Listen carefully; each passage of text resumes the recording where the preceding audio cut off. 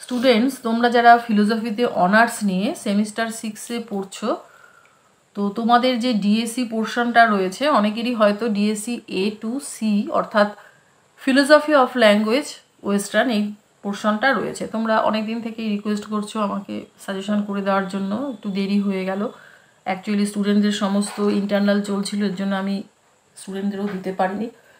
তো তোমাদের যে সাজেশনটা আমি করেছি 2024-এর জন্য 15 মার্কসের কোশ্চেনগুলির মধ্যে দেখো, নাম্বার 1-এ রয়েছে অর্থ নির্ণয়ের যাচাইযোগ্যতা মানদণ্ডটি সবিচার ব্যাখ্যা করো।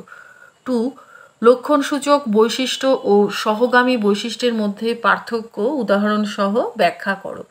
নিয়ত সহগামী বৈশিষ্ট্যকে কি লক্ষণসূচক বৈশিষ্ট্য বলা যায়? নাম্বার 3, আচরণমূলক শব্দার্থ তত্ত্ব ব্যাখ্যা করো। এই মত কি গ্রহণযোগ্য? আলোচনা করো। 4, ব্যাচার্থমূলক সংজ্ঞা কাকে বলে? এর ত্রুটিগুলি আলোচনা করো। 5, শাব্দিক ও প্রদর্শনমূলক সংজ্ঞার মধ্যে পার্থক্য করো। প্রদর্শনমূলক সংজ্ঞার প্রয়োজনীয়তা ও সীমাবদ্ধতা আলোচনা করো। 6, ভাষার গণপূর্তি বৈশিষ্ট্য কাকে বলে? ব্যাখ্যা করো। বৈশিষ্ট্যগুলি আলোচনা করো। 7, বিভিন্ন প্রকার দ্ব্যর্থকতা সম্পর্কে আলোচনা করো। 8, বাক্য গঠন বিজ্ঞান ও শব্দার্থ বিজ্ঞানের মধ্যে পার্থক্য করো।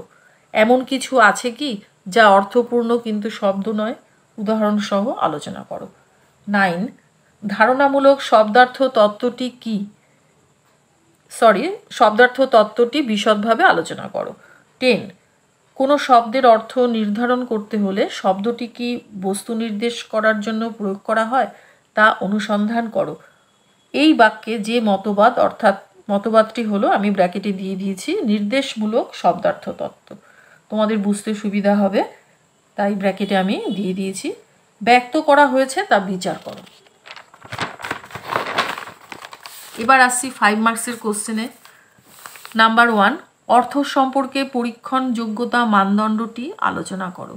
2, একটি শব্দ কিভাবে তার অর্থের সঙ্গে সম্পর্কযুক্ত হয়। 3, আমার দৈহিক মৃত্যুর পরেও আমি বেঁচে থাকব, বাক্যটির অর্থ বিশ্লেষণ করো। 4, বাক্যার্থের মানদণ্ড হিসেবে কল্পনা যোগ্যতা ও বর্ণনা যোগ্যতা আলোচনা করো। বা এইভাবেও কোশ্চেনটা আসতে পারে, উভয়ের মধ্যে পার্থক্য কী। 5, অর্থ সম্বন্ধে সমর্থনযোগ্যতা মানদণ্ডটি আলোচনা করো। 6, যাচাইযোগ্যতা ও সমর্থনযোগ্যতার পার্থক্য আলোচনা করো। 7, স্ববিরোধী বচন কি অর্থহীন? উত্তরের অনুকূলে যুক্তি দাও।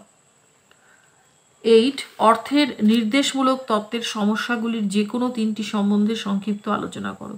9, শব্দার্থ বিজ্ঞান কাকে বলে? সংক্ষেপে ব্যাখ্যা করো। 10, উদাহরণসহ শব্দের দ্ব্যর্থতা ও অস্পষ্টতার মধ্যে পার্থক্য নির্দেশ করো। 11, উদাহরণসহ আরোপক এবং প্রতিবেদনমূলক সংজ্ঞার মধ্যে পার্থক্য করো। 12, শব্দের অস্পষ্টতা বলতে কি বোঝায়? 13, নিম্নলিখিত বাক্যগুলিতে সহগামী অথবা লক্ষণসূচক কোন জাতীয় বৈশিষ্ট্যের উল্লেখ আছে ব্যাখ্যা করো। এগুলো তোমাদের প্র্যাকটিস করতে হবে। নাম্বার 1-এ রয়েছে ভালো খেলোয়াড় কদাচিৎ খেলায় হারে। নাম্বার 2-এ রয়েছে পাখি উঠতে পারে। তো আমি এখানে তোমাদের দুটো দিয়েছি ঠিকই, কিন্তু তোমরা ভেবো না যে এই দুটোই আসবে, তোমাদের এগুলো বই থেকে প্র্যাকটিস করতে হবে। 14, নিম্নোক্ত শব্দগুলি কেন অস্পষ্ট ব্যাখ্যা করো। সুখী, খেলা, লম্বা এবং আস্তে। 15, শব্দের প্রচলিত প্রয়োগবিধি কাকে বলে? এই বিধির কি কোনো ব্যতিক্রম সম্ভব? সংক্ষেপে আলোচনা করো।